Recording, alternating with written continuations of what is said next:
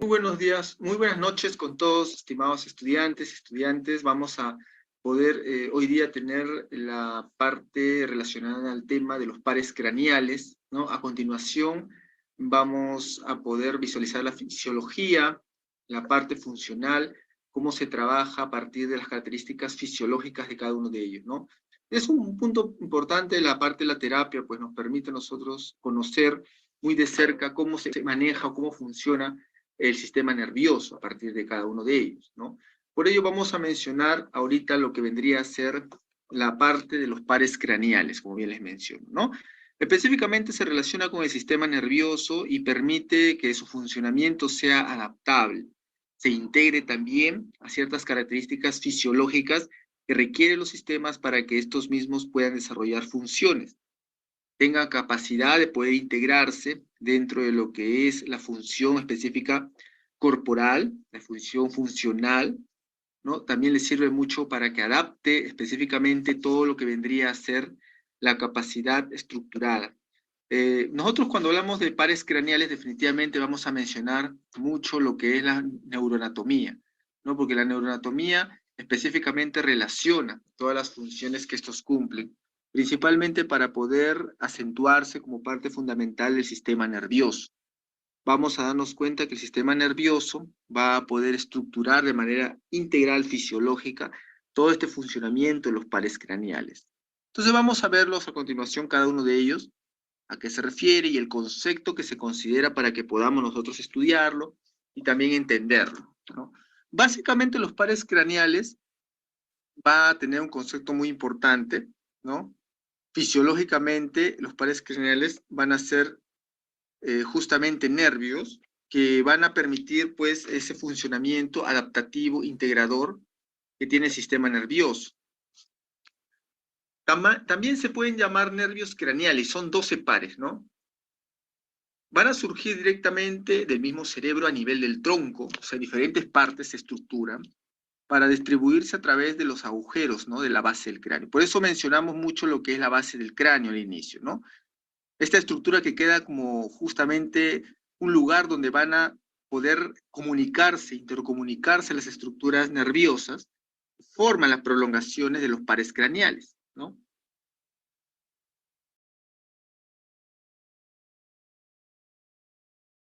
Igualmente, su distribución va a ser por la parte superficial, por la parte intrínseca, a nivel de cabeza, de cuello, de tórax, abdominal también. Y su nomenclatura para llamarlos anatómicamente va a incluir el nervio terminal, como se llaman los nervios craneales, ¿no? Básicamente, a nivel de todas estas estructuras, vamos a considerar de que van a haber algunos que tienen un origen distinto, por el tema de la especificidad de las conexiones que tienen cada una de las neuronas. Algunas van a ser, en este caso, fibras motoras, otras sensitivas, otras sensoriales, otras vegetativas. Va a implicar que hay una gran variabilidad de funcionamientos, de integraciones para nosotros con respecto a lo que es la neuroanatomía. Y es importante considerar que estas funciones requieren también que haya pues un análisis correcto de la forma como estos funcionan y se van integrando de acuerdo a la capacidad de funcionamiento, de adaptabilidad, de integración que tienen cada uno de los pares craneales. Su función más importante es de mantener un equilibrio, estructurar adecuadamente todo un sistema apto para el funcionamiento de todo el cuerpo. Este funcionamiento va a tener mucha relación directa con la forma como estos recorren, qué características neurofisiológicas tienen, cómo se estructuralizan también en base a esta función.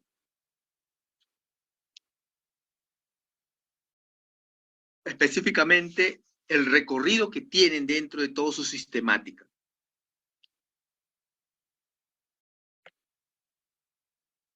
Por ello es importante mencionar que los nervios craneales van a tener un origen aparente, que va a ser el lugar donde los nervios salen, ¿no?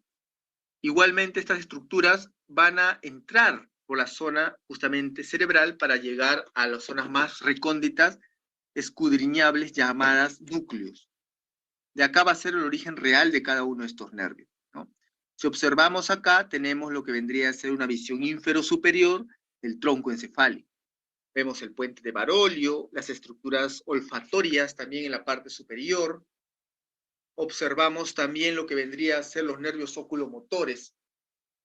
También podemos observar todo lo que vendría a ser la estructura troclear, trigeminal también, porque se relaciona muchísimo con lo que vendría a ser el quinto par.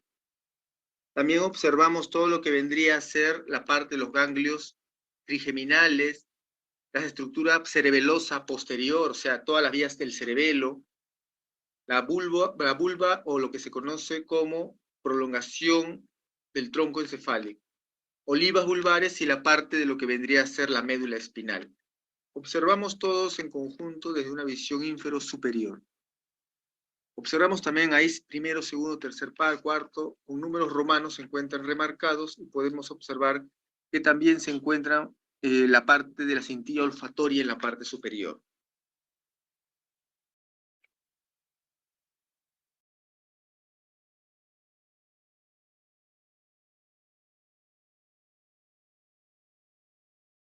Tenemos igualmente todas las estructuras de los nervios craneales como función específicamente individual. Las fibras de los pares craneales van a tener diferente tipo de funciones que van a relacionarse con la forma como estos van a actuar. Por ejemplo, la parte motora va a ser la parte de entrada o la parte eferente. Igualmente va a tener grupos celulares a los cuales se van a tener en cuenta como núcleos de base o núcleos basales que se encuentran en la profundidad del tallo encefálico. Estos normalmente son núcleos motores, de igual forma como los encontramos dentro de las células del asta anterior a nivel de la médula espinal. Sabemos nosotros que estos prolongan hasta estructuras que están relacionadas ya con la médula, que es la sustancia blanca y la sustancia gris. Y podemos observar en la parte fisioanatómica que se encuentra distribuyendo las partes de lo que vendría a ser el trigeminal. Trigeminal superior, medio e inferior. Ahí encontramos rama maxilar, mandibular y oftálmica. Entonces, observamos que cada una de estas estructuras nerviosas tiene un origen común, funcional, pero también son individualistas en cuanto a las actividades que ejecutan cuando ya han terminado de salir del núcleo basal. En realidad no son de origen común, sino podría decirse que son de un origen funcional común, pero que luego tienen características fisiopatológicas y organizativas, dependiendo en este caso la función, para que puedan distribuir su actividad.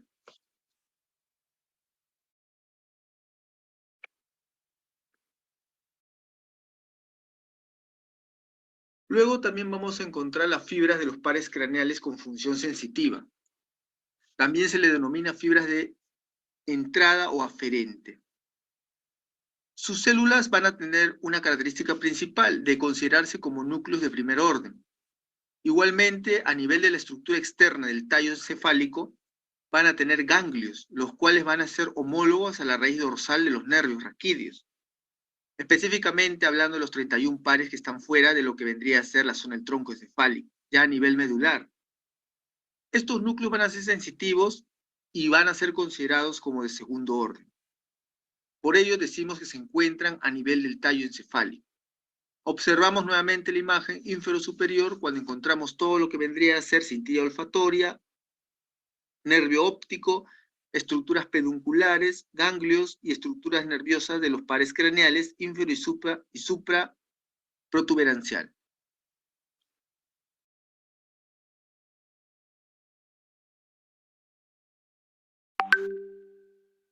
Hay toda una estructuración para mencionar la función que cumplen los pares craneales, ¿no? Por ello se dice que hay toda una función específica a nivel de los núcleos, de los pares craneales que van a ubicarse en regiones. Estas regiones van a tener el nombre de tectum y van a recorrer zona de lo que es el tronco encefálico. A nivel del encéfalo medio o mesencéfalo va a haber estructuras superiores del tronco que parten del tercer par hasta el cuarto par. Y a nivel de la estructura del puente de Barolio o tronco encefálico, o la conocida como parte media encefálica, van a partir pares como el quinto, sexto, séptimo y el octavo. A nivel de la zona vulvar o bulbo raquídeo, va a encontrarse lo que vendría a ser los pares 9, 10, 11 y 12. Entonces vemos esa distribución directa, organizada a nivel del sistema nervioso. Nos damos cuenta que es un funcionamiento bien adaptativo, bien integracional para un sistema de organización funcional que le permite trabajar escalonadamente y poder desarrollar actividades de acuerdo a su funcionabilidad.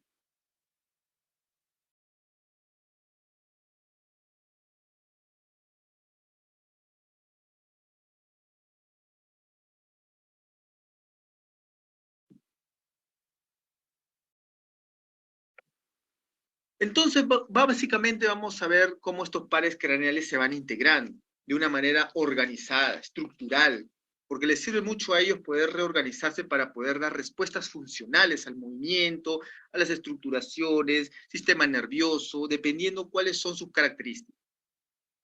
Porque va a haber unas características fisiológicas las que tienen cada uno de ellos, para que se distribuyan, para que integren, para que anexen, para que estructuren también. Tiene que haber una capacidad del sistema para que éste mismo pueda reorganizarlos. Pero esta reorganización se basa específicamente en las características fisiológicas que tienen cada uno de ellos.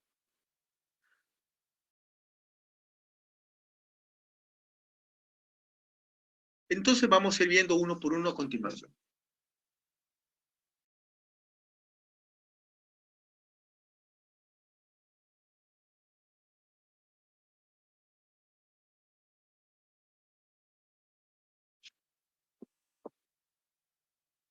Viendo cómo se va a distribuir.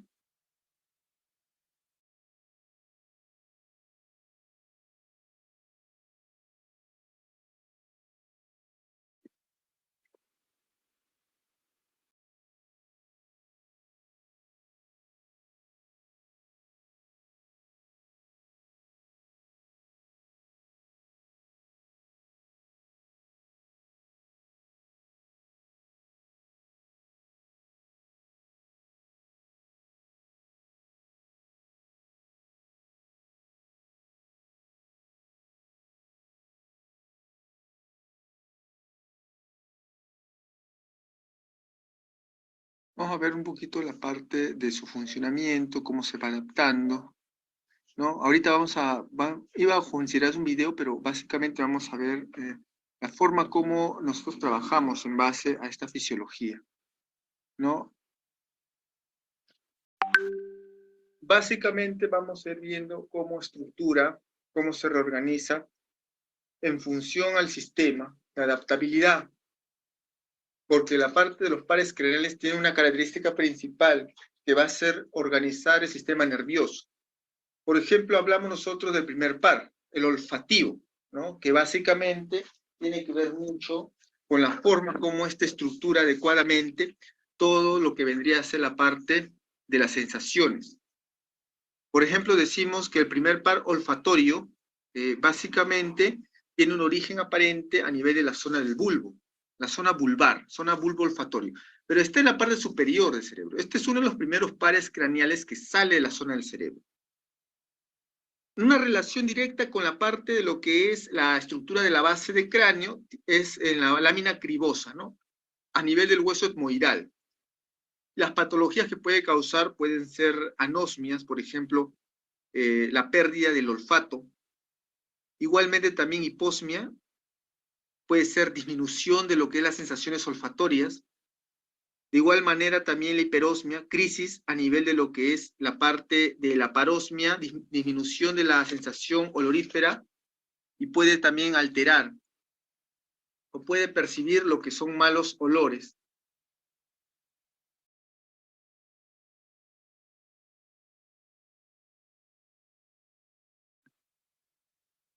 Lo que podría ser la parte de la conocida como cacosmia también, ¿no? Porque puede ocasionar también en algunos casos la percepción de olores malos, o sea, malos olores. Igualmente también vamos a considerar que este par craneal, por ejemplo, tiene características fisiológicas como que, por ejemplo, afecta directamente la función sensitiva cuando se ve deteriorado y rompe estructuras que pasan directamente a la corteza olfatoria. Por eso se dice que básicamente va a ocasionar alteraciones de la percepción de olores. Acá observamos el bulbo olfatorio, ¿no? Cómo se muestra fisiológicamente lo que vendría a ser la zona de lo que es la estructura del bulbo olfatorio, toda esta estructura, vendría a ser la zona bulbar olfatoria. Acá se encuentra la distribución por la lámina cribosa del etmoides, que no se muestra ahí, pero está sobreentendida, y acá encontramos las células olfatorias, ¿no? O células epiteliales que van directamente a la neurona olfativa. Estas estructuras que están abajo son dendritas olfatorias, que ya vienen a ser terminaciones olfatorias. Va hacia la zona de la estructura del cornete nasal.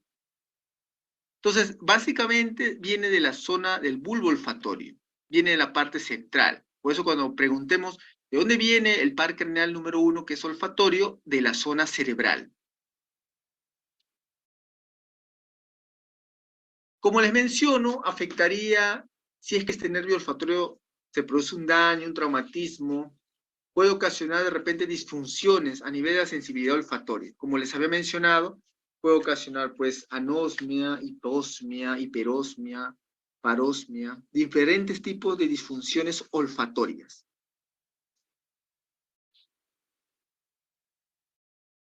Vamos a ver ahora el segundo par, el conocido como par óptico.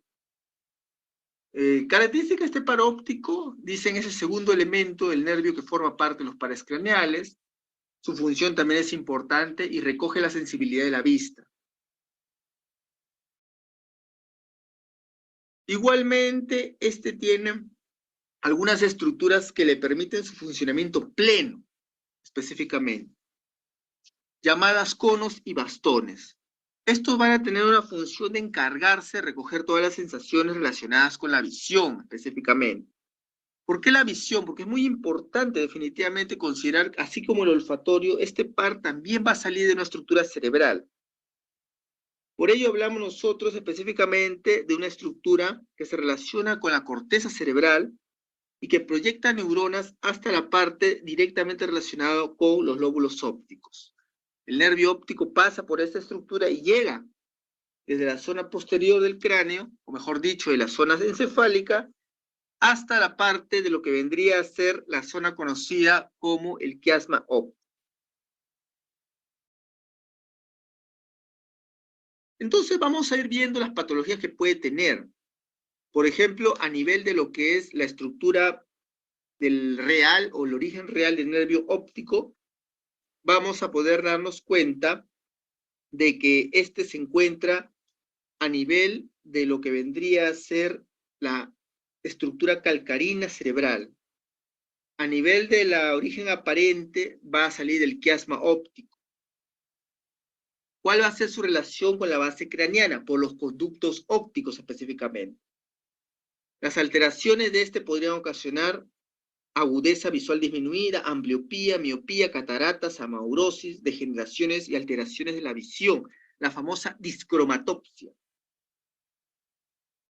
Algunas alteraciones visuales como los escotomas y alteraciones del fondo de la pupila, o llamada atrofia de la pupila.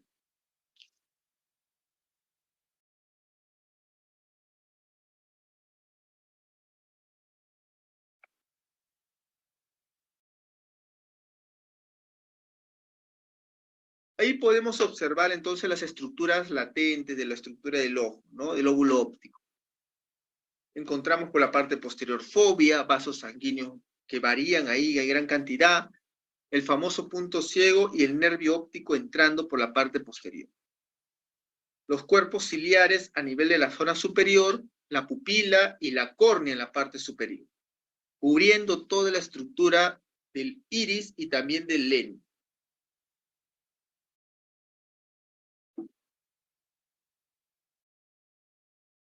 Ahí podemos observar todo lo que vendría a ser su estructuración. De qué manera se estructura, adapta y qué manera característica fisiológica, anatómica se puede observar en el ojo, ¿no? Se puede observar ahí cómo se encuentra irrigado, se encuentra también anastomosado con venas, arterias importantes para su oxigenación y adecuación, ¿no? Entonces podemos observar ahí la anatomía del ojo.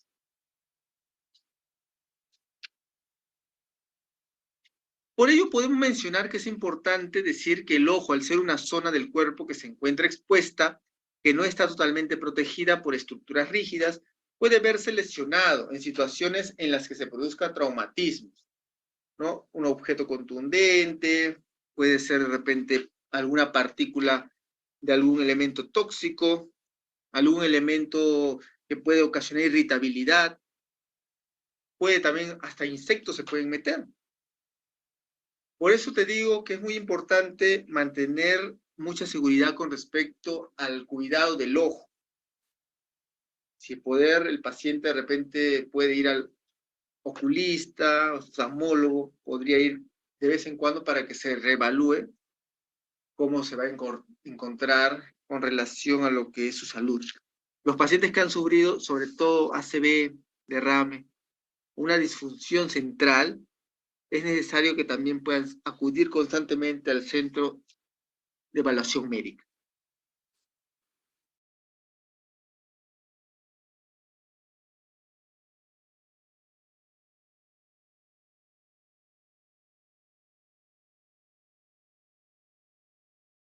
Igualmente también, a partir de este tipo de lesiones, también podemos encontrar patologías conocidas como glaucoma, lo cual produce una debilidad y un daño en las fibras del nervio, como consecuencia de un aumento también elevado de la presión dentro del ojo, ¿no? En estos casos también glaucoma, los pacientes comienzan a presentar alteraciones progresivas, ¿no? Pérdida de la visión, por ejemplo.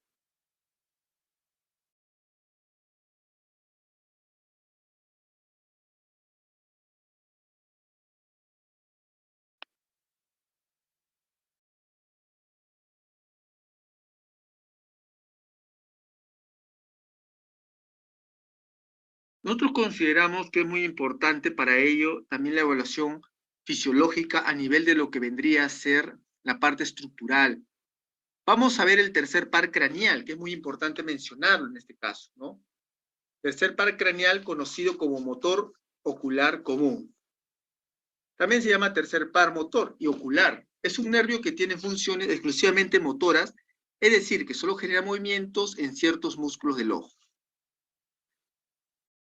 Igualmente también se puede decir de que ciertas funciones son compartidas con las del nervio troclear y con motor ocular externo. Es básicamente un nervio de función integral.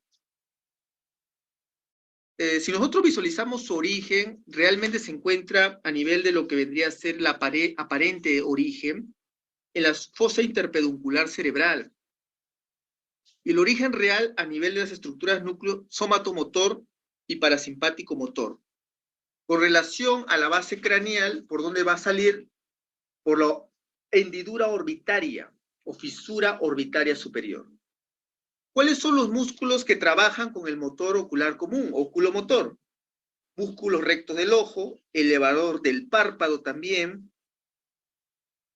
músculos esfínteres de la pupila y ciliar. La patología se le llama pupila de Adie, la midriasis paralítica y la parálisis del tercer par, llamada ptosis palpebral. Son algunas de las características fisiopatológicas que produce la alteración a este nivel del nervio oculomotor.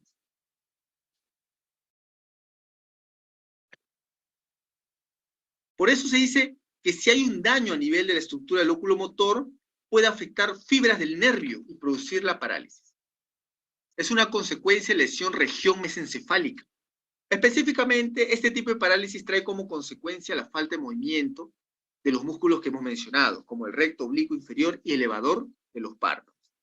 Es decir, la persona va a presentar realmente dificultades para mover los párpados, abrir o cerrar o abducir y aducir, elevar los ojos. Básicamente una disfunción motora.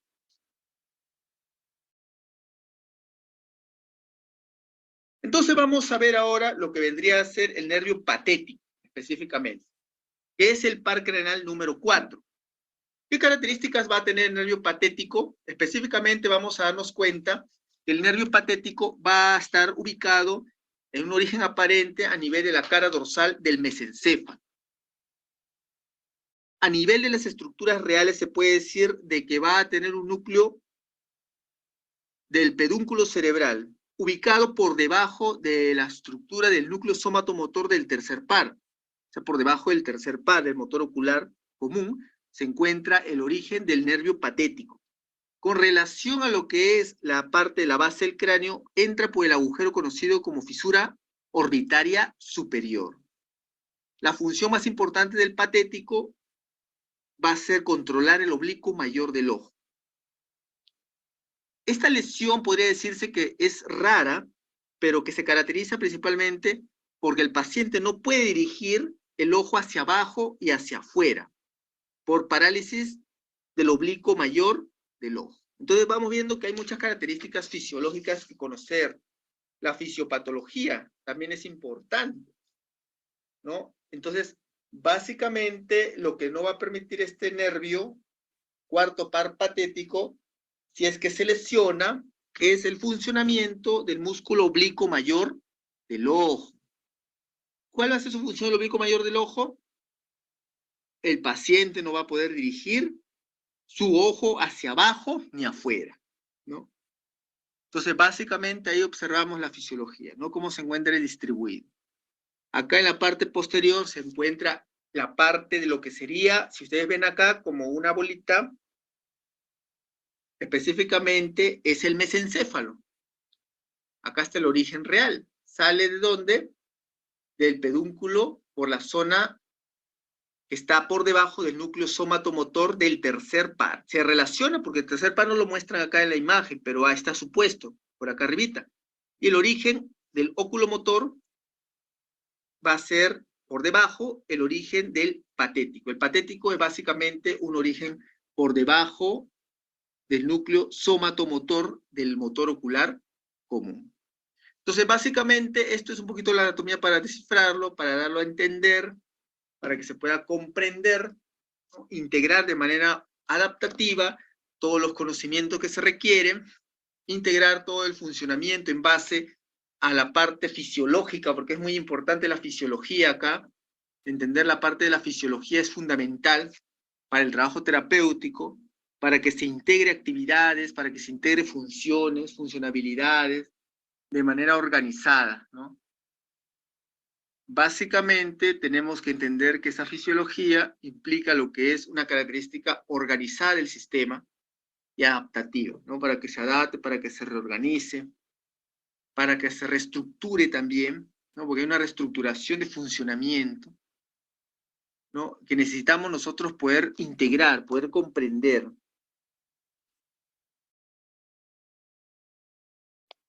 Entonces, básicamente, ese tipo de lesiones va a producir incapacidad y dificultad para mover, contraer los músculos de los ojos, los cuales traen como consecuencia aparición de alteraciones como la diplopia, ¿no? La diplopía es una de las enfermedades que más afecta definitivamente todo el sistema nervioso cuando un daño a este nivel, ¿no? Por eso se dice que es muy importante abordarlo adecuadamente a nivel de lo que es la parte de la evaluación fisiológica, ¿no? La evaluación neurológica, ¿no? Para que se pueda trabajar específicamente todo tipo de funcionamiento, de adaptabilidad, de reorganización, ¿no? Eso nos interesa mucho a nosotros, poder dar a conocer al paciente el estado en el cual se encuentra, para que podamos nosotros ayudarlo mediante una terapia a conciencia, reestructurante, y que pueda tener resultados positivos, ¿no? Definitivamente es importante por ello trabajar en base a lo que es la funcionabilidad, ¿no? La estructuración también, a nivel de toda esta parte en la que nosotros vamos a hacer el abordaje terapéutico específicamente, ¿no? Entonces, es muy importante para ello, ¿no? La evaluación, el tratamiento, la inducción, ¿no? Sobre los pares craneales. La importancia de este va a radicar en la forma como se evalúa al paciente, cómo se integra funcionabilidades, adaptabilidades, cómo se integra lo que es todo un sistema adaptado, ¿no? Entonces necesitamos nosotros por ello trabajar también considerando mucho la capacidad de funcionamiento, de adaptabilidad que tiene el sistema para reorganizarse, para estructurarse, ¿no? Para estructurarse, para integrarse en base a funciones, en base a requerimientos, ¿no? Porque el sistema nervioso realmente va a tener mucha capacidad de plastificación cerebral. A veces el problema más radica en la forma como nosotros podamos incentivar o ayudar a la parte sensorial adaptar funciones, ¿no? Porque básicamente es una constante retroalimentación dentro de la terapia, dentro de lo que es aspecto funcional, integral también, para poder nosotros llegar justamente a ese tratamiento, ¿no? Son muy importantes la parte de los pares craneales porque nos permiten a nosotros poder tener una amplia visión de la fisiología, de la parte estructural, de la parte reorganizativa, ¿no? Que nos permite también a nosotros poder diagnosticar adecuadamente, ¿no?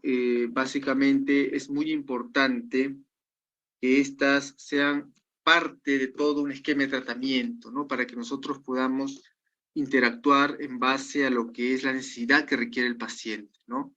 Entonces, por ello nosotros mostramos que el funcionamiento es conjunto, ¿no? Es en conjunto, es una integración en conjunto que le ayuda a los sistemas a ser mucho más adaptativos, más reorganizables en cuanto a esa función, ¿no? Les permite adaptar la funcionabilidad, la estructurabilidad también, ¿no? Y les permite también ser parte del tratamiento propiamente, ¿no? El tratamiento en sí va a requerir que haya demasiado estímulo y funcionamientos de adaptación para que estos mismos puedan responder, ¿no? El estímulo varía entre propioceptivo, un estímulo aferente, eferente, de todos los matices funcionales que pueden dar básicamente todas las estructuras a nivel del sistema nervioso, ¿no? Y que puedan requerir que este funcionamiento pueda adaptar de una manera integradora a esas capacidades de funcionamiento, ¿no? Y de funcionamiento organizacional también, porque se basa en toda una función estructurada, la que tiene para poder cumplir, salvaguardar funciones, específicamente estructuraciones que le permitirán ser mucho más aptos para esa función que requiere, para esa estructuración que adapta, que organiza. Entonces, básicamente, todo ello va a ser un factor importante para que nosotros podamos visualizarlo, estructurarlo y también aplicarlo en nuestro tratamiento, necesario si es posible, ¿no?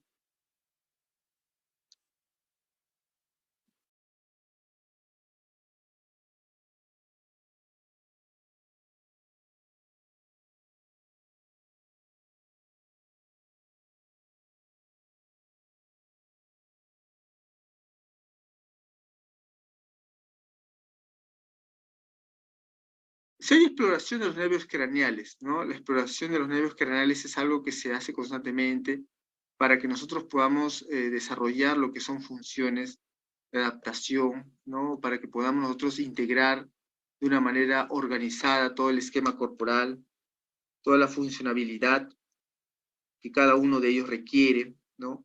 Pero básicamente estructuramos para ellos una evaluación propiamente clínica, propiamente adaptada, ¿no? Regulamos en sí lo que es el funcionamiento en base a las respuestas, ¿no? Es decir, va a retroalimentar el estímulo, va a integrar lo que es capacidad de funcionamiento, va a integrar capacidad estructurante también, el sistema mismo va a reorganizarse, ¿no? Y eso justamente es lo que el sistema requiere que se dé en ese momento, ¿no? Una estructuración de funciones, ¿no? Que sea mucho más adaptado en base a esa capacidad que tiene el sistema para poder regular funciones específicamente, ¿no? Entonces, mediante lo que es esa funcionabilidad, esa estructuración de todo el sistema de adaptabilidad, va a requerir que haya, en este caso, pues, una evaluación. Y la evaluación va a tener como base fundamental trabajar la parte sensorial, porque es lo que más requiere ese sistema para que integre actividades, capacidades, funcionalidades, como bien les menciono, ¿no? A partir de ello ya viene lo que vendría a ser el propio eje funcional, el cual se basa en las deficiencias máximas que pueda tener para que nosotros podamos abordarlo desde ese punto de vista. Entonces, anexamos nosotros la capacidad del funcionamiento, de la adaptabilidad, en la parte de los pares craneales podemos nosotros planificar un buen esquema de tratamiento, ¿no? Para que podamos nosotros ver resultados óptimos al momento en que ejecutamos una función determinada, adaptabilidades también, reorganizando también lo que vendría a ser la capacidad funcional, reestructuradora de sistemas, que requieren ser muy organizados para que pueda estructurar adecuadamente toda la sistematización que el sistema, en este caso nervioso, requiere adaptar, requiere tener como en cuenta como base funcional, ¿no? Entonces, para ello es importantísimo ese trabajo, ¿no? Se basa específicamente en darle esa flexibilización al sistema nervioso para que mediante la terapia podamos inducir un tratamiento de estímulos que le permitan reforzar funciones, ¿no?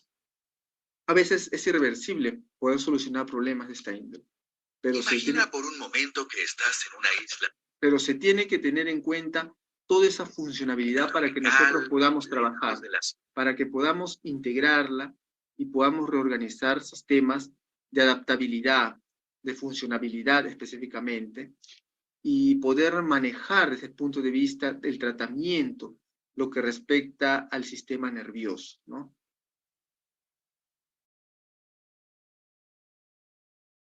Vamos a ver un pequeño videito en el cual se explica lo que son los pares craneales a continuación. Esperan un segundito.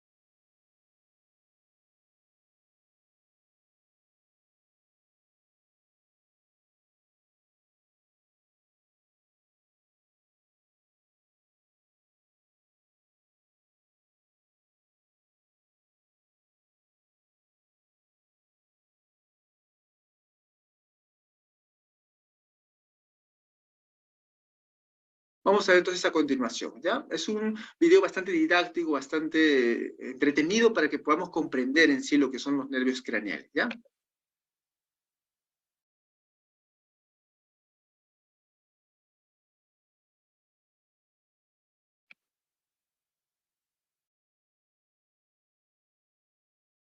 Estás en una isla tropical, lejos de la ciudad y sus problemas. Puedes oler el aire marino, ver cómo las olas rompen en la playa. Mueves tus ojos para observar la playa, mientras sientes una suave brisa en tu cara. Sonríes mientras escuchas la dulce melodía del mar, y todo esto te hace sentir un nudo en la garganta. Hasta sientes que tu corazón se acelera. Levantas los hombros para tomar una bocanada de aire y bebes un poco de tu deliciosa piña colada. Queridos nervios craneales, ¿qué serían mis vacaciones sin ustedes? Aunque causan mucho estrés en época de exámenes, ciertamente ayudan a hacer la vida un poco más dulce. Explorémoslos todos ahora en nuestro tutorial sobre los 12 pares craneales.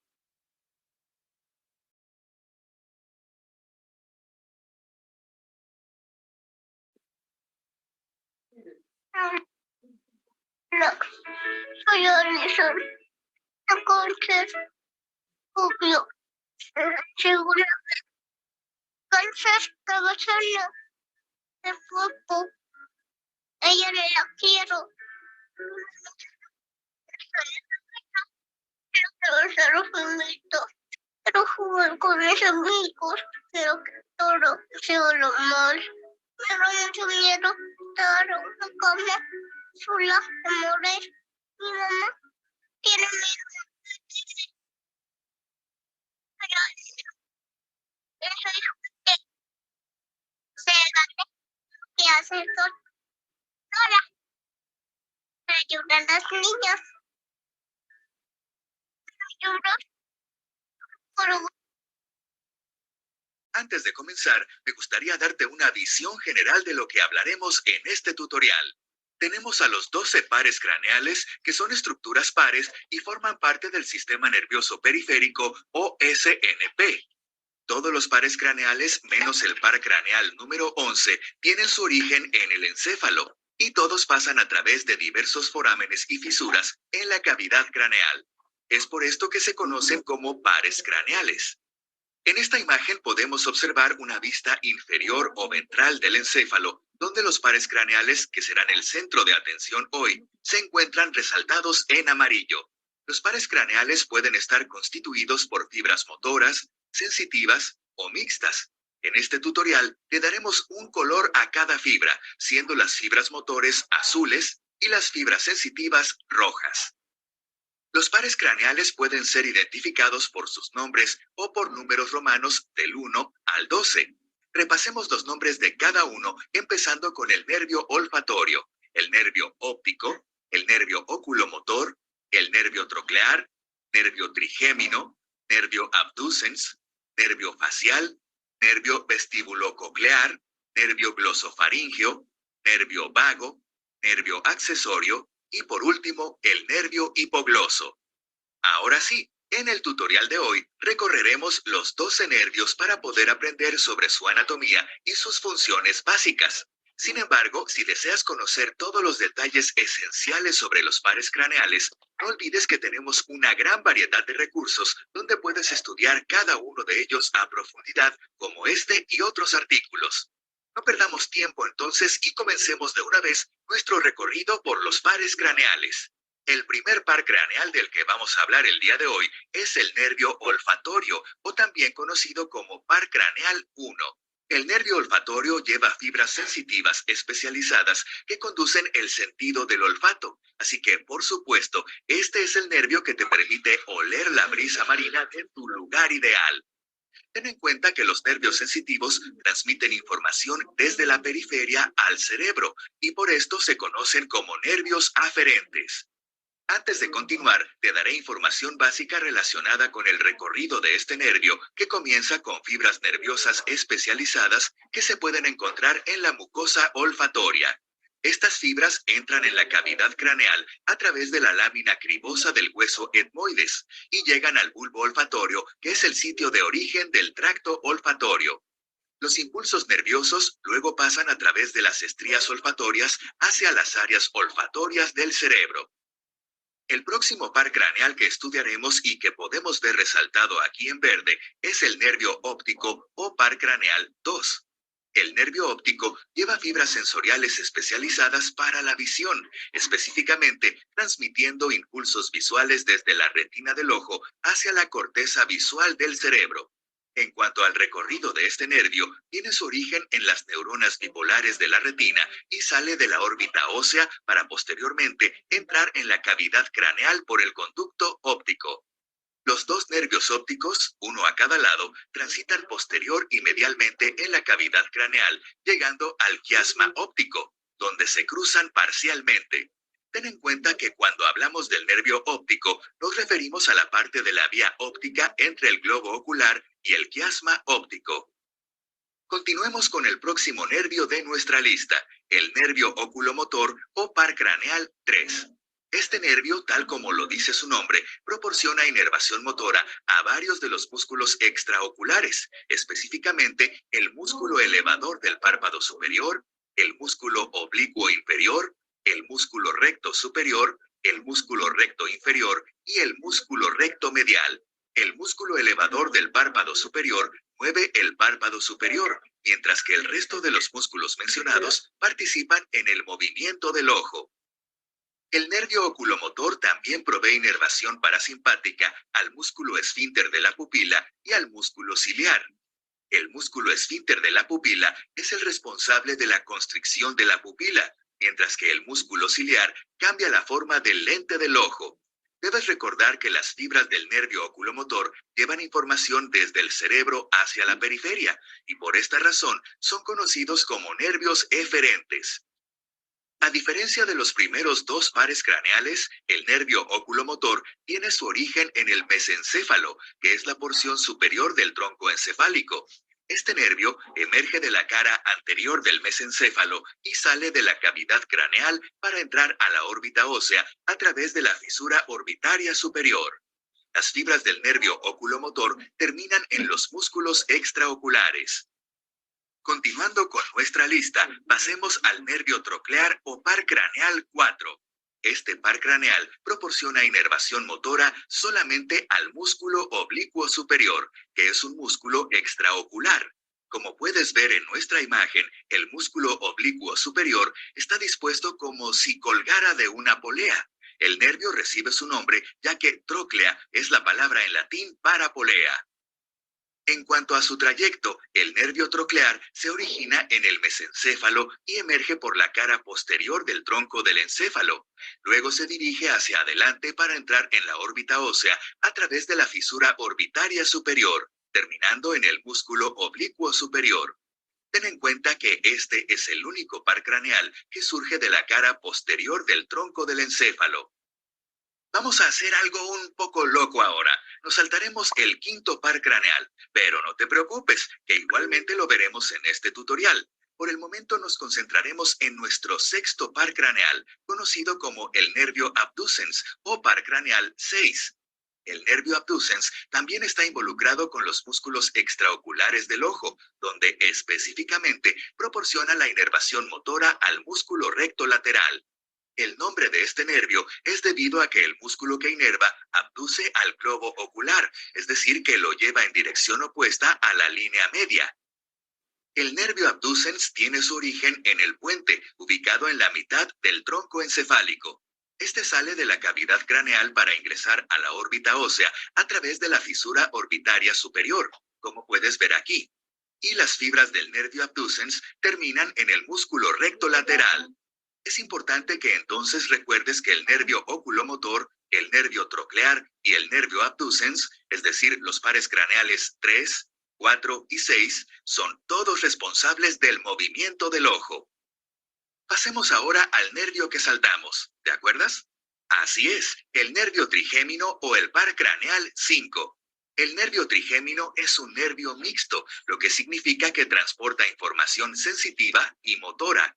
Para ser más específicos, el nervio trigémino es el principal nervio sensitivo de la cara y el cuero cabelludo en su porción anterior.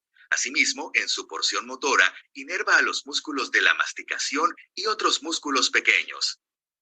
El término trigémino proviene de la palabra en latín trigeminus, que significa trillizos, describiendo apropiadamente la disposición del nervio trigémino, considerando que la raíz sensitiva se divide en 3 nervios terminales: el nervio oftálmico, el nervio maxilar y el nervio mandibular. El nervio oftálmico proporciona la inervación sensitiva a la mitad anterior del cuero cabelludo, al contenido de la órbita, al párpado superior, a la cavidad nasal, al dorso de la nariz y al seno frontal, por nombrar algunas estructuras.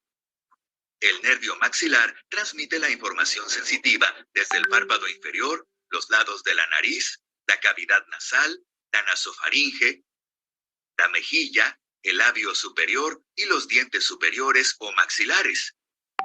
Por último, tenemos el nervio mandibular, que inerva las estructuras que se encuentran en la región inferior de la cara, como el labio inferior, los 2/3 anteriores de la lengua, los dientes inferiores o mandibulares y la mandíbula. También inerva la porción anterior del oído externo, la región temporal y parte del conducto auditivo externo. Vamos muy bien hasta ahora. Continuemos hablando sobre la raíz motora del nervio trigémino, que podemos ver resaltada en verde. Esta raíz proporciona la inervación motora a los músculos de la masticación, el músculo temporal, el macetero y los músculos pterigoideos medial y lateral. Por lo tanto, es la raíz motora del nervio trigémino, la cual te permite comer alimentos deliciosos, dando también la inervación motora al músculo miloioideo, el vientre anterior del músculo digástrico, el tensor del tímpano y el tensor del velo del paladar. Ahora veamos el trayecto del nervio trigémino. Comenzaremos diciendo que este nervio emerge de la superficie anterolateral del puente mediante una raíz sensitiva grande y una raíz motora pequeña. La raíz sensitiva se expande en esta estructura que puedes ver aquí, conocida como el ganglio trigeminal. Del borde anterior del ganglio trigeminal emergen las 3 divisiones del nervio trigémino: el nervio oftálmico, el nervio maxilar y el nervio mandibular. El nervio oftálmico sale de la cavidad craneal a través de la fisura orbitaria superior mientras que el nervio maxilar sale del cráneo a través del foramen redondo y el nervio mandibular sale de la cavidad craneal a través del foramen oval. La raíz motora del trigémino es más pequeña y se une al nervio mandibular, distal al ganglio del trigémino, y por lo tanto el nervio mandibular es la única división del nervio trigémino que contiene un componente motor. Hablemos ahora sobre el nervio facial, que también se puede denominar par craneal 7, que es un par craneal mixto, y podemos verlo aquí resaltado en verde. Como puedes observar, este otorga la inervación motora a los músculos de la expresión facial, como el orbicular del ojo y los cigomáticos mayor y menor. Estos músculos se contraen para hacerte sonreír o fruncir el ceño, y también te permiten expresar todo tipo de emociones, desde el sentimiento de sorpresa hasta de miedo. El nervio facial también proporciona inervación.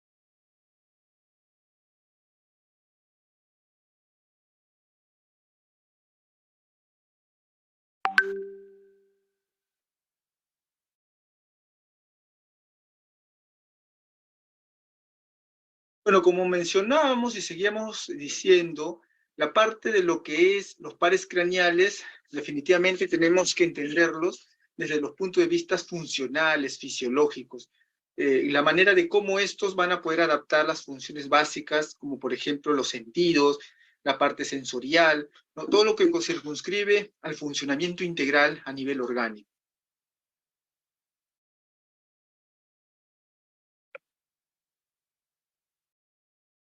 Igualmente vamos a decir de que, por ejemplo, las lesiones a nivel de la estructura funcional de los nervios van a generar alteraciones estructuralmente bien, digamos, por decirlo así, de un proceso largo de interacción, de recuperación, metodológica también, porque el método terapéutico para aplicar en los pacientes es muy importante, ¿no? Por ejemplo, en la parte del nervio trigeminal, es importante trabajar la parte de variada, sensorial, sensitiva, motora, porque en realidad es un nervio mixto en este caso, ¿no? Entonces, básicamente, con respecto a ello, vamos a tener en cuenta cómo se encuentra inervado el nervio trigémino, ¿no? El nervio trigémino va a tener raíces, específicamente, variadas que van a ser muy importantes para que se dé el manejo funcional en este caso, ¿no?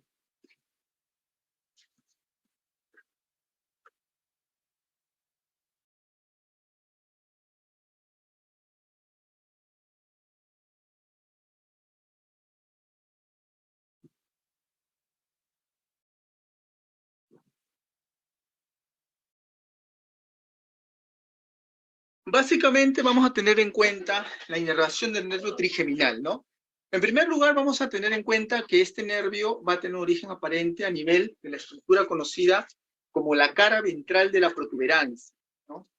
Va a tener 4 núcleos principalmente, ¿no? Un núcleo motor, o también conocido como núcleo masticador, 3 núcleos sensitivos, ¿no? Básicamente estos van a ser el núcleo mesencefálico, el sensitivo principal y el espinal.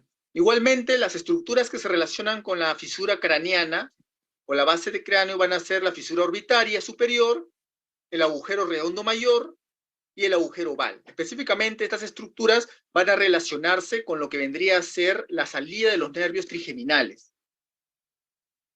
¿Cuál va a ser su inervación? Básicamente vamos a visualizar que hay ramas de tipo motora y sensitiva. Entonces, básicamente, antes de entender la parte de lo que es el objetivo, vamos a conocer también que estas ramas a nivel motor y sensitivo van a ser básicamente en la zona del quinto uno, a nivel de lo que vendría a ser la zona oftálmica. Básicamente, oftálmica es sensitiva. Contiene lo que es la sensación de la córnea, piel de la frente, cuero cabelludo, a nivel del párpado, también la nariz, mucosa y los senos paranasales. Específicamente a nivel de todas estas estructuras, trabaja el quinto uno oftálmico. La rama quinto 2 va a ser conocida como la rama maxilar y también va a tener funciones sensitivas. Va a tener la inervación de la piel sobre el maxilar, los dientes del maxilar superior, la mucosa nasal, el seno maxilar y paladar también. A nivel mandibular va a tener 2 ramas, una la rama motora y una rama sensitiva. La motora, los músculos de masticación, el mioloideo, vientre anterior digástrico, tensor del velo del paladar, tensor del tímpano. Y en la sensitiva, la piel de la mejilla, la mandíbula, dientes, igualmente el temporomandibular y mucosa de la boca, así como también una rama anterior de la lengua. ¿Cuáles son los objetivos? En primer lugar, a tratar los pares craneales, los conceptos principales sobre estos mismos, específicamente. Entonces, hemos terminado hasta ahí lo que vendría a ser la primera fase de los nervios craneales. Ahora vamos a ver los que faltan, porque como les había mencionado es un poquito largo, por eso tenemos que conocer básicamente todo lo que vendría a ser la parte del funcionamiento integral a nivel de los pares craneales, a nivel de las estructuras que nos interesan conocer como base fundamental para lo que es específicamente el trabajo terapéutico, ¿no? Y es importante por ello conocer específicamente todo lo que circunscribe a la parte de los nervios craneales por el tema de que nosotros vamos a poner énfasis en la evaluación, ¿no? Vamos a poner énfasis en lo que es la forma como estos pares craneales se desarrollan, se van integrando, a partir de lo que vendría a ser las características fisiológicas. Y a continuación vamos a poder visualizarlos. Entonces, pares craneales 2. Entonces, en la continuación, básicamente nosotros vamos a poder visualizar los nervios craneales que faltaron, ¿no? En los cuales vamos a poder ver el sexto, séptimo, octavo, noveno, décimo, onceavo y doceavo par, ¿no? Es muy importante para nuestro conocimiento poder integrarlos, entenderlo adecuadamente. Nosotros vamos a poder observar la historia clínica y evaluar adecuadamente para que podamos tener resultados positivos y óptimos dentro de la parte funcional del tratamiento. Pues sabemos nosotros que dentro de lo que es el esquema de tratamiento, el esquema funcional, vamos a tener que describir específicamente la fisiología del sistema nervioso, la readaptación que este mismo tiene a su propio medio, las características fisiológicas en las cuales se basa para poder desarrollar una función importante, ¿no? Entonces necesitamos por ello conocer ampliamente cómo este funciona y se adapta específicamente a ese sistema. Hay una adaptación grande en lo que es la capacidad del sistema nervioso para reorganizar funciones, para readaptar actividades, para integrar capacidades funcionales también que le permitan ser óptimo para mejor desenvolvimiento en su función específicamente, ¿no? Entonces, básicamente, nosotros vamos a poder visualizar los pares craneales faltantes y vamos a poder pasar en base a lo que es el par craneal sexto, ¿no? Nos habíamos quedado en el quinto, terminamos quinto, trigeminal, ahora vamos a ver el sexto par, el motor ocular externo. Vamos a darnos cuenta que este par tiene como característica principal, se puede entender, que va a encontrarse un origen aparente en lo que es el surco bulbo protuberancial. Con relación a lo que es el núcleo real, va a ser los núcleos protuberanciales por debajo del cuarto ventrículo, ¿no? Que está ubicado a nivel de la posterior del tronco encefálico y se correlaciona con lo que vendría a ser el ventrículo donde hay líquido cefalorraquídeo. Con relación a la parte craneana, la fisura o hendidura orbitaria superior, la función principal es trabajar el músculo recto externo del ojo. Por eso le dicen motor ocular externo. Hay una patología que es justamente la parálisis del cuarto par, la cual va a consistir en que el ojo se va a desviar hacia adentro y coexiste con la diplopia. Igualmente también, a nivel del sexto par, se puede considerar los síndromes oculomotores, ¿no? O síndromes de la hendidura esfenoidal. Básicamente la hendidura esfenoidal va a ser por donde van a pasar los tres nervios oculomotores.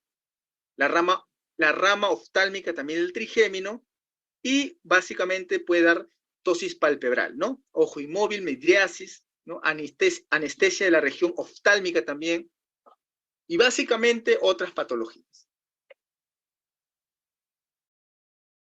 Entonces, ahí vemos un poquito acerca de lo que es el sexto par, motor ocular externo, o famoso MOE, ¿no?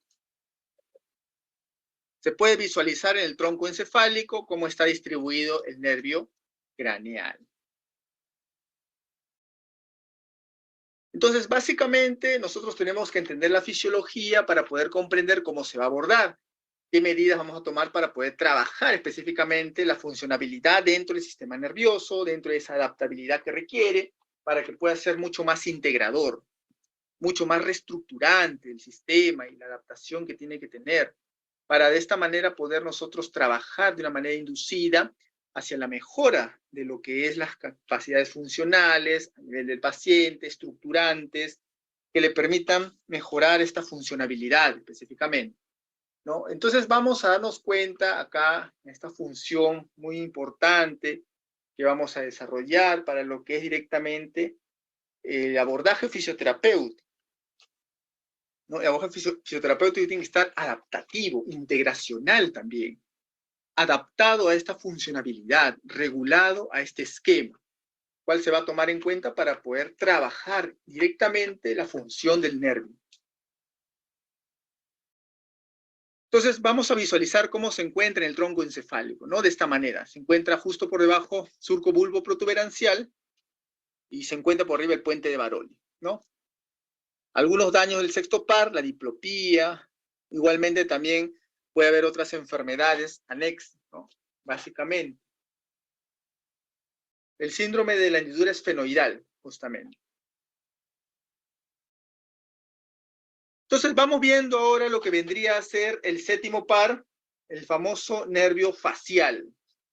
Uno de los nervios más importantes a nivel de las estructuras nerviosas, funcionales, que requiere pues una evaluación constante para poder nosotros diagnosticar y también poder abordar adecuadamente, ¿no?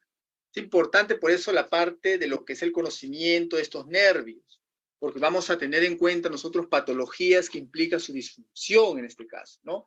Es un nervio mixto el facial, un nervio motor sensitivo sensorial orgánico vegetativo. Origen aparente se encuentra en el surco bulbo protuberancial. El núcleo real se encuentra a nivel del sómato motor en el límite con el bulbo. A nivel sensitivo sensorial también tiene al ganglio geniculado y también en la zona intrínseca del peñasco. Esta se llama fascículo solitario. Tiene otro núcleo vegetativo como lácrimo muconasal, salivar superior. ¿Por dónde sale en cuanto a la base del cráneo? Por el agujero estilomastoideo. ¿Cuál va a ser su inervación a nivel de lo que vendría a ser la parte motora?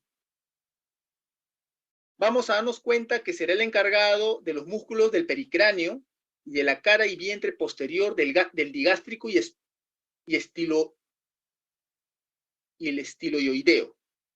Igualmente también en la parte sensitiva va a relacionar los nervios del piso de la boca y del paladar. En la parte sensorial va a ser un intermedio entre el nervio de Winsburg. El gusto aproximadamente 2/3 anteriores de la lengua, porque sabemos nosotros que el otro tercio lo da el trigémino. El vegetativo va a ser parasimpático secretomotor y las glándulas salivales, así como sublinguales, submandibulares y glándulas de la nariz y del paladar. Entonces se puede observar acá los orígenes a nivel real de las estructuras del séptimo par, nervio facial. El núcleo somatomotor en el límite con el bulbo, acá se encuentra. Núcleo somatomotor. Fascículo solitario. Y la parte de lo que vendría a ser el cuarto ventrículo se encuentra en la parte posterior. Entonces, acá lo podemos observar. Tronco encefálico, ganglio trigeminal, va a llevar las estructuras maxilar, mandibular y oftalmo. Acá vemos el origen a nivel séptimo par, lleva hasta la parte media lateral y va hacia la zona de los músculos faciales. Vamos a ver un poquito las ramas del nervio facial, las ramificaciones extrapetrosas del nervio facial, glándulas parótidas, igualmente también la del cigomático, bucal, marginal de la mandíbula, etcétera, etcétera. Entonces, vamos a darnos cuenta de la importancia de este nervio facial, ¿no? Porque básicamente acá hay muchas patologías que pueden llegar a tener la persona que sufre daño a nivel de este nervio, ¿no? Es muy importante por eso trabajarlo, entenderlo. Una de las más comunes es la famosa parálisis periférica, ¿no? Es la lesión específicamente de todo el trayecto del nervio. Puede ser de repente la famosa parálisis de Bell, que se sale por el agujero estilomastoideo, o la lesión también del ganglio geniculado. Igualmente también lesiones de la raíz nerviosa a nivel del ganglio, y también puede dar otras emergencias a nivel de las estructuras como la parálisis periférica.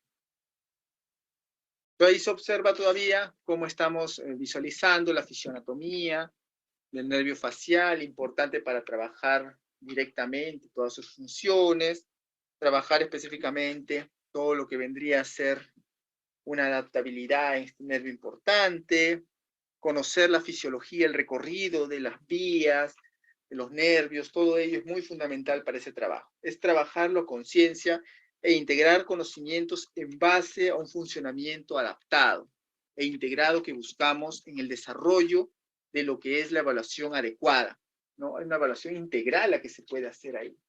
Reorganizar la evaluación para que de esta manera se pueda organizar todo un esquema de tratamiento para el paciente. Es muy importante el trabajo terapéutico.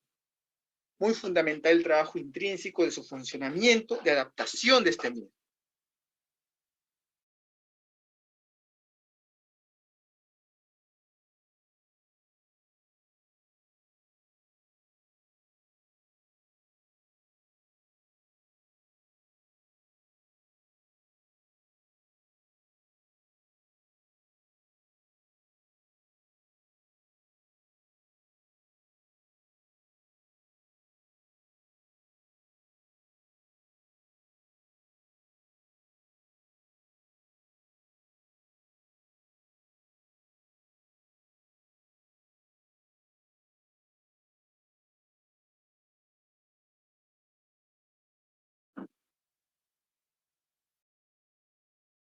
Entonces, básicamente, vamos a tener en cuenta las funciones específicas que se van a considerar para los nervios craneales, ¿no? Vamos a poder visualizar poco a poco cómo se va integrando funciones muy importantes de readaptación, de integración, ¿no? Qué importante es poder trabajar a nivel de los nervios craneales, ¿no? Específicamente. Nervios que se van a ir integrando poco a poco hasta organizar funciones específicas a nivel de todo el sistema. La adaptabilidad es fundamental dentro de este trabajo, porque nosotros podemos poner énfasis a lo que es un funcionamiento organizado del sistema nervioso, que tiene que ir coordinado de manera sincronizada para que mejore esta funcionabilidad. Esa adaptación requiere que haya una completa estructuración de funciones y que le permita al sistema poder adaptar, integrando y organizando. Entonces, vemos ahí mucha importancia en este sistema porque estamos visualizando el nervio glosofaríngeo, un nervio importante también que le permite pues adaptarse, integrarse, ¿no? Vamos a ir viendo cuál es su función, su origen aparente, origen real. Tenemos al surco dorsolateral del bulbo, por ejemplo, ¿no? El núcleo ambiguo, ¿no? Motor del bulbo a nivel del origen real. También tenemos los núcleos salivales inferiores y a nivel vegetativo y el fascículo solitario sensitivo. A nivel de, este sale por el agujero conocido como agujero yugular. Y su función principal son los músculos estilofaringeo y también los que inervan la estructura parotidaria. Sensitivos a nivel de la amígdala, la faringe, oído medio y velo del paladar, así como también sensoriales, el tercio posterior del gusto a nivel de la lengua, ¿no? Entonces, básicamente ahí nosotros vamos a ir encontrando diferentes características propias, ¿no?, del nervio glosofaringeo. Una de las más comunes es la parálisis del glosofaringeo, ¿no? Igualmente la neuralgia de glosofaringeo, considerado como síndrome de Wilhelm-Harris. Luego vamos a ver lo que es el nervio vago o neumogástrico, uno de los más importantes también de los pares craneales. Este va a ser mixto y va a tener características principales como tener un origen aparente en el surco dorsolateral del bulbo, a nivel del agujero yugular en la base cráneo. El origen real, un núcleo conocido como núcleo ambiguo, que es motor. Luego tiene elementos también vegetativos, sensoriales, sensitivos, a nivel de los fascículos que se encuentran mucho más inferior. También vamos a encontrar que hay funciones motoras, sensitivas, sensoriales, por ejemplo, los músculos a nivel del estómago, del pabellón auricular sensitiva y sensorial, del gusto de la epiglotis. Parasimpático permite la función cardíaca, bronquios, tracto gástrico, y también permite lo que vendría a ser un funcionamiento integrado a nivel de todos los órganos corporales. ¿Cuáles son las patologías? La parálisis unilateral, lo que vendría a ser la parálisis bilateral.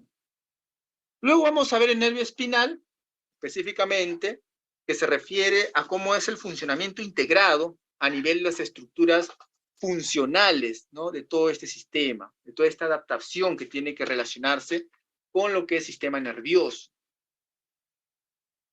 Adaptamos lo que es funcionabilidad, adaptamos lo que es organización y tenemos que tener en cuenta adecuadamente todo un funcionamiento.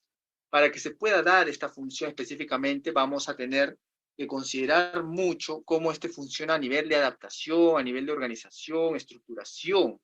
Pues los nervios son muy importantes y trabajan en base a todo ello, ¿no? Conocer todo el funcionamiento del sistema nervioso va a ser uno de los puntos más importantes a los cuales tenemos que lograr mediante nuestro abordaje, conocerlo también para que podamos nosotros desarrollar funciones específicas a nivel global de estos nervios, a nivel estructurado, a nivel reorganizante también. Entonces, es muy importante ese trabajo específicamente. Es la estructuración de un modelo funcional que pueda adaptarse y manejarlo desde todo punto de vista. Nervio espinal accesorio es aquel que se encuentra en origen aparente en el surco dorsolateral del bulbo. El núcleo ambiguo va a ser su origen y va a estar encargado justamente de la función del músculo ecón trapecio. Las patologías pueden ser parálisis del trapecio, fasciculaciones, ¿no? Y básicamente es lo que nosotros buscamos dentro del tratamiento, específicamente. Buscamos que este maneje a partir de lo que es un aspecto funcional, un aspecto de mejora de sus capacidades, estructuraciones, ¿no? Un aspecto de mejora en cuanto a la forma como este se va integrando, ¿no?, poco a poco, a desarrollar funciones específicamente, ¿no? Entonces, básicamente para nosotros va a ser importante poder trabajar pues sistemas, adaptabilidades, reorganizar lo que vendría a ser nuestro esquema de tratamiento definitivamente, porque nosotros vamos a poder basarnos en ello para poder trabajar lo que vendría a ser la estimulación, la parte integral de lo que es la parte funcional, por ejemplo. No necesitamos nosotros tener una buena evaluación para poder dar un diagnóstico y a la par con ello trabajar todo lo que sería la integración de funcionamiento, de adaptabilidad que requiere todo este sistema y pueda darle capacidades de función mucho más integradas, lo que vendría a ser sistemas funcionales, estructurales, ¿no? Básicamente es muy importante que esto se estructure para que pueda manejar lo que vendría a ser todo un sistema organizado, ¿no? Entonces, ahí es donde nosotros ponemos mucho énfasis en lo que vendría a ser la capacidad de funcionamiento, ¿no? La buena evaluación para ello, ¿no? Yo siempre repito de que la evaluación adecuada, estructurada, va a poder brindar buenos resultados ante su funcionamiento, ¿no? Para que pueda adaptar específicamente toda esta capacidad funcional, ¿no? Que nos requiere para que pueda ser muy integracional al mismo tiempo.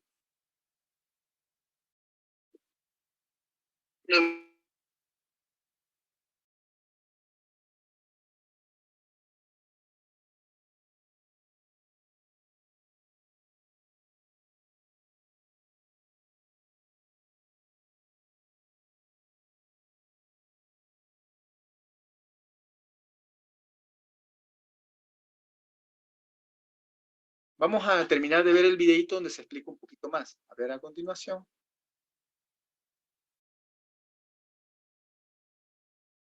También proporciona inervación motora al vientre posterior del músculo digástrico, así como a los músculos estapedio y estiloioideo.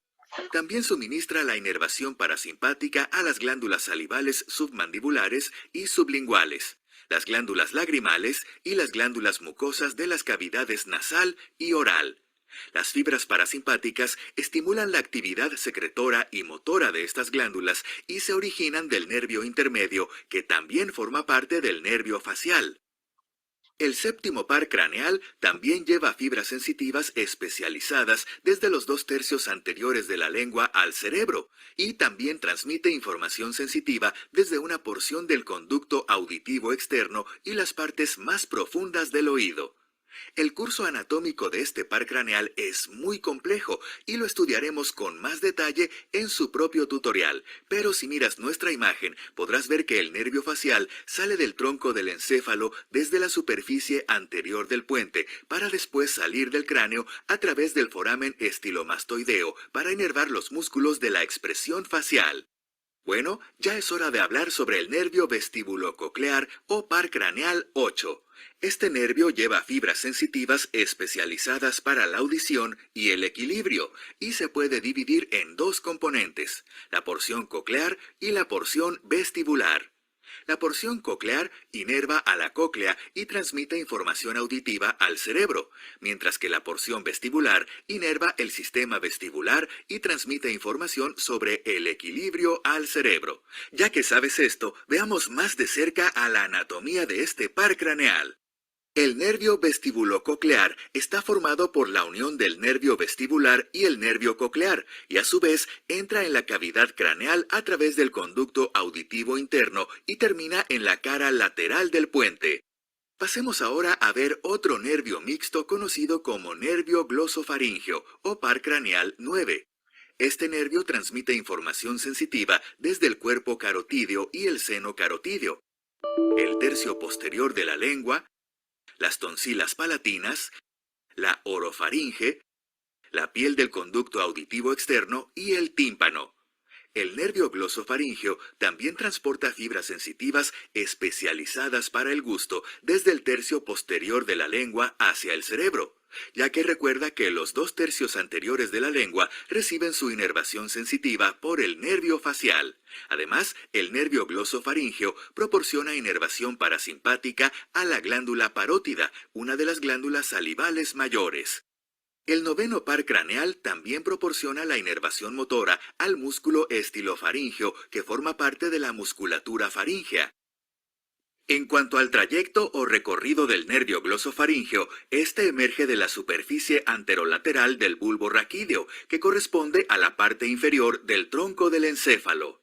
Después, el nervio glosofaríngeo sale de la cavidad craneal por el foramen yugular y sus fibras terminan en las estructuras que puedes ver en esta imagen. El siguiente par craneal que vamos a estudiar es conocido como el nervio vago. El nervio vago es el más ampliamente distribuido de todos los pares craneales, y probablemente tú has escuchado el término vago con una connotación algo diferente, pero resulta que vagus en latín significa, entre otras cosas, viajero, lo cual hace honor a su amplia distribución. El nervio vago es un nervio mixto, lo que significa que consta de fibras nerviosas motoras y sensitivas. Este nervio lleva información sensitiva a diversas estructuras, incluyendo al corazón, los pulmones, el paladar, la faringe, la laringe, la tráquea, los bronquios y el oído externo. El nervio vago también lleva fibras sensitivas especializadas para el gusto, desde alrededor de la epiglotis y la faringe hasta el cerebro. De la misma manera, este nervio suministra inervación parasimpática al músculo liso y las glándulas que se encuentran en la faringe, la laringe, los órganos del tórax y los órganos de la porción anterior y media del tracto digestivo. Recuerda que la inervación parasimpática generalmente da como resultado lo que comúnmente se conoce como la respuesta de descansar y digerir, lo que significa que se encarga de hacer más lento el ritmo cardíaco y hacer que el estómago y el intestino delgado digieran tu alimento y acumulen esa energía. Venid a mí, todos los que estáis trabajados y cargados, y yo os haré descansar. Y aliviaré las cargas que pongan sobre vuestros hombros, para que sepáis de seguro que yo, el Señor Dios, visito a mi pueblo en sus aflicciones. No temáis, rebañito. Estas cosas os he hablado para que en mí tengáis paz. En el mundo tendréis aflicción. Pero confiad. Yo he vencido al mundo. Yo estoy con vosotros todos los días, hasta el fin del mundo. Somos parte de una comunidad centrada en Cristo, que busca amar y servir a otros siguiendo el ejemplo del Salvador.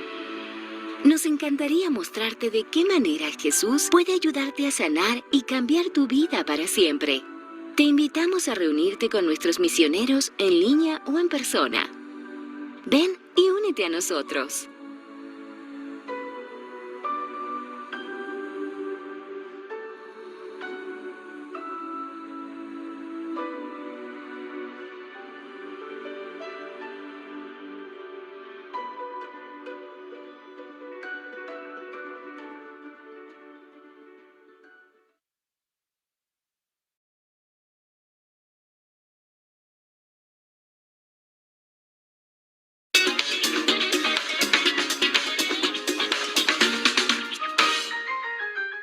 Por último, el 10º par craneal proporciona inervación motora al músculo palatogloso propio de la lengua, así como los músculos del paladar blando, la faringe y la laringe. Es así como este nervio ayuda con el habla y la deglución.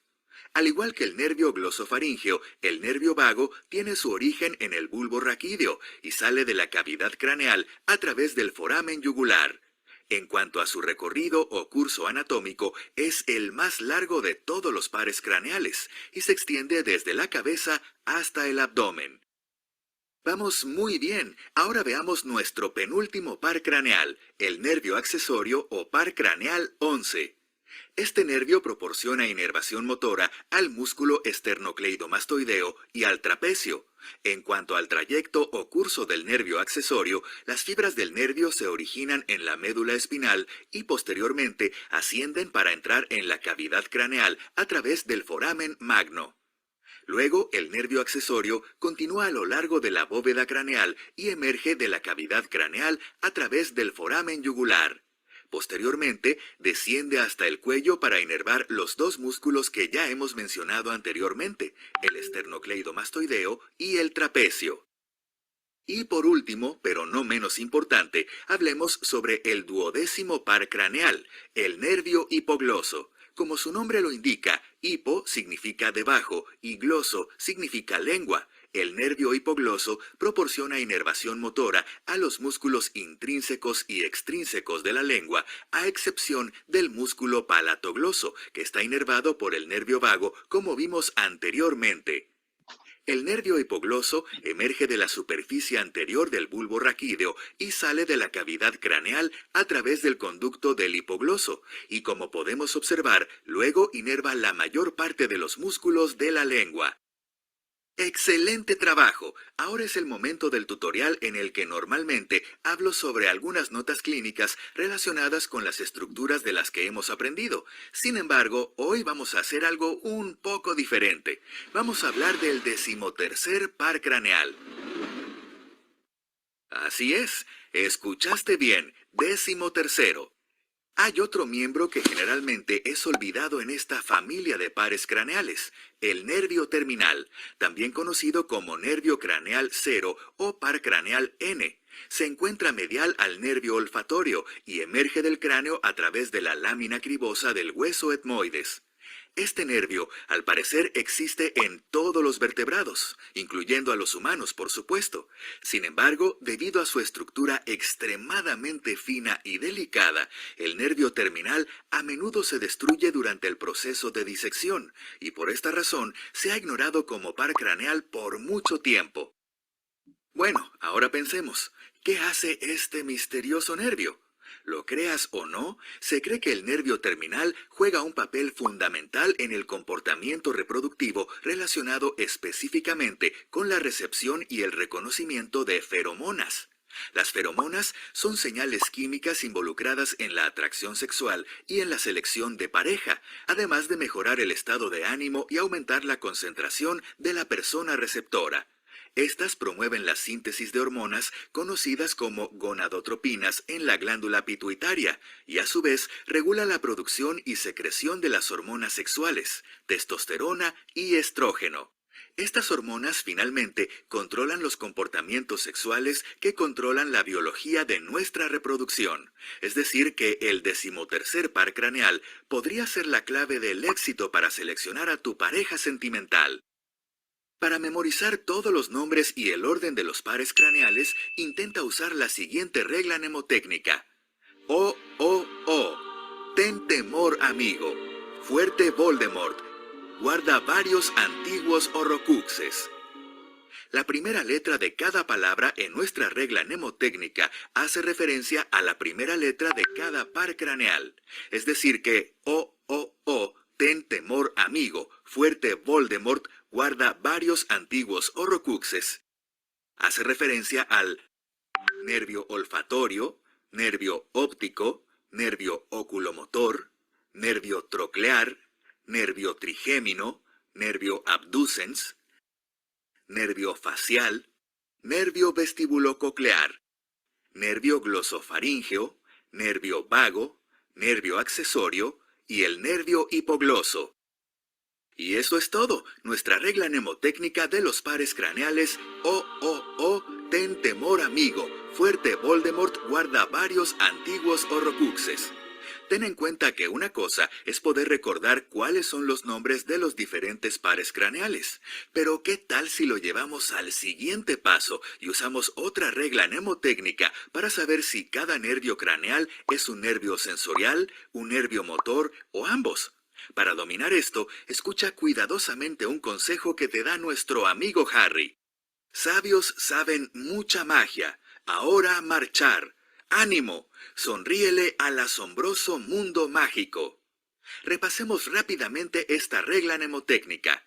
En esta regla mnemotécnica, las S significan sensitivo, las M significan motor y las A significan ambos.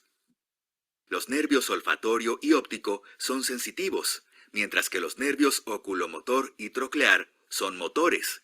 El nervio trigémino es sensitivo y motor, mientras que el nervio abducens es solo motor.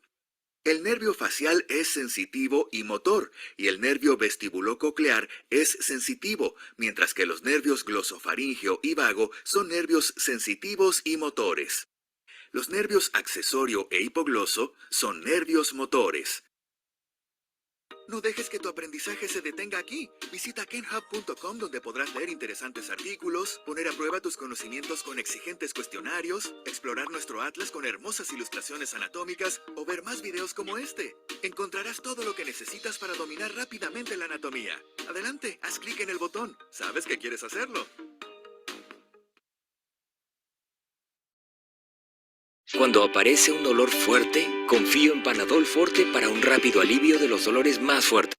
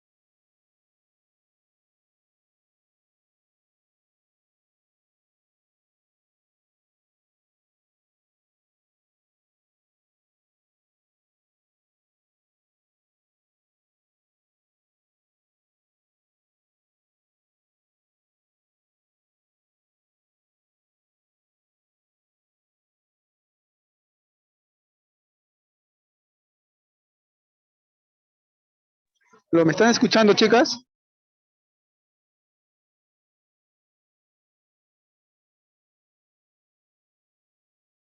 ¿Me escuchan, por favor? Hola, ¿me escuchan? Sí, profesor, sí lo escuchamos. Ya, miren, eso va a ser el trabajito. Básicamente lo que van a hacer es hacer los primeros pares craneales, los que les mencioné, 4 de ellos, y lo que es explicarlos rápidamente, como un ejemplo nomás. No necesitan ahondar mucho. ¿Estamos bien? ¿Se entiende?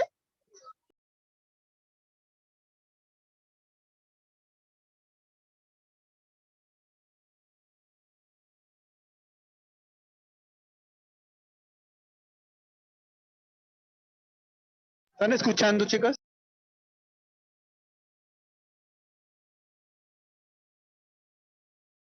Tenía un problema con el audio porque hubo un poco de ruido ahí, por eso no les podía, ahora más o menos un poquito se ha calmado. ¿Se entiende? Tienen que explicar los 4 primeros pares craneales, pero rápidamente, no es necesario que expliquen mucho, solamente tal par sirve para esto, para lo otro, solamente así de una manera expositoria. ¿Pueden?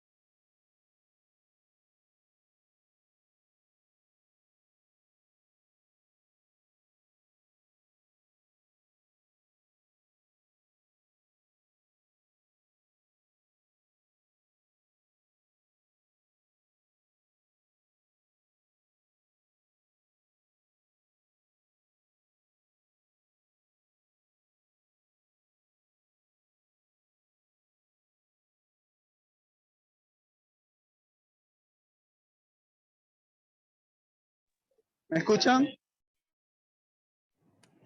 Sí, profesor. Sí, ¿Alguien profesor, ya? escuchamos. Sí. ¿Alguien está lista para que exponga rápidamente nomás? A ver. A ver, profesor, uno rápido. Dijo 4, ¿Todavía? ¿no, profesor? Sí, Sí, María 4 Flor. nomás. 4.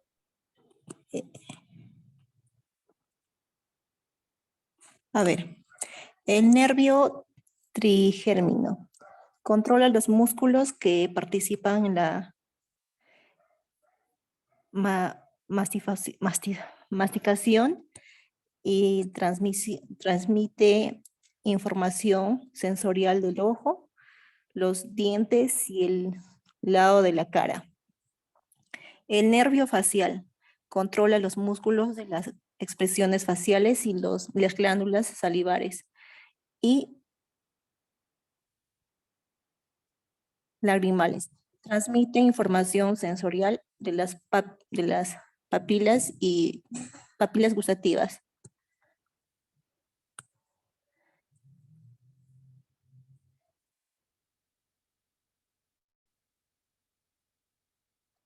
El nervio troclear. Con los nervios... Ay, disculpe, profesor, no logro.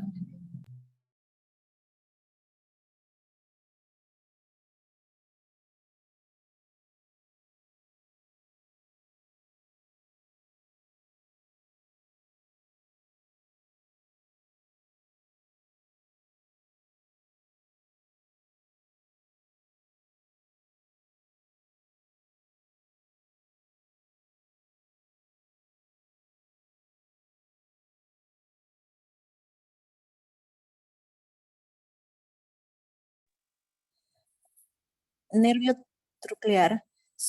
Con los nervios abducen y oculomotor controlan los movimientos del globo ocular. El nervio vestíbulo coclear. Transmite señales sensoriales del oído interno que se perciben como sonido y permiten el equilibrio. Esos son 4, profesor.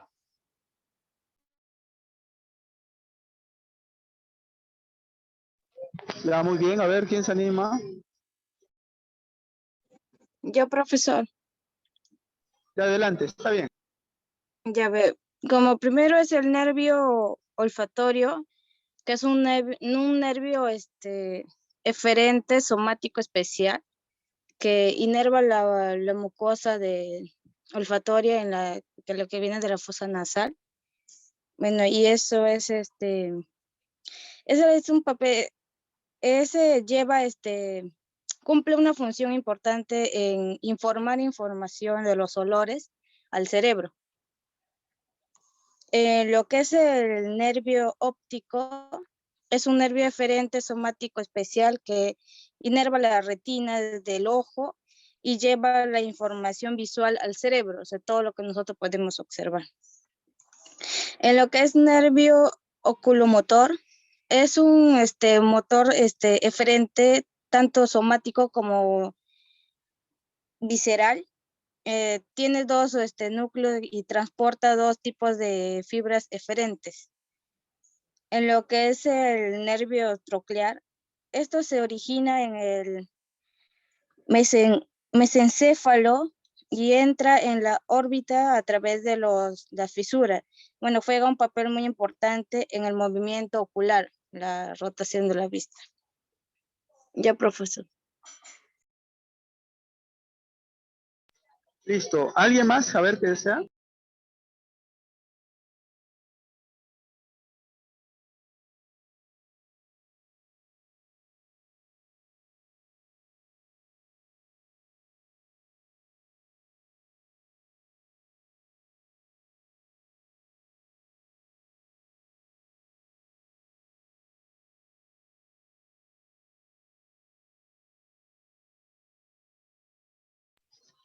Muy bien, estimados estudiantes, estamos terminando hoy día.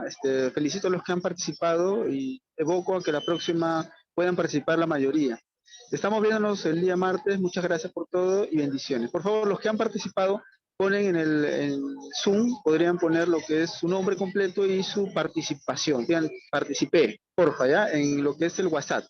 No sé si están agregadas.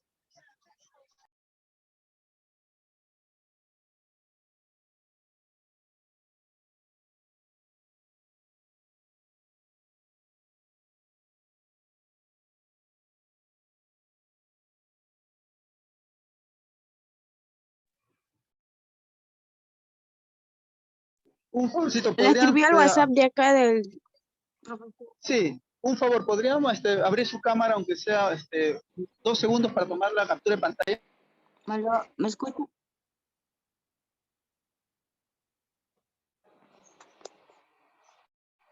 Esta cámara.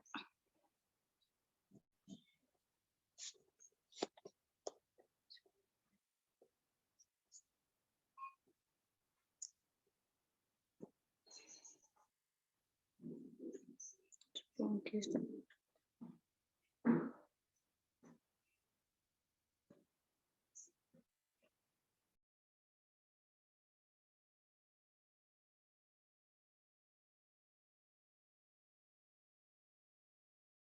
Chicas, listo chicas, muy bien, excelente. Estamos quedando así, hasta el día martes, cuídense mucho.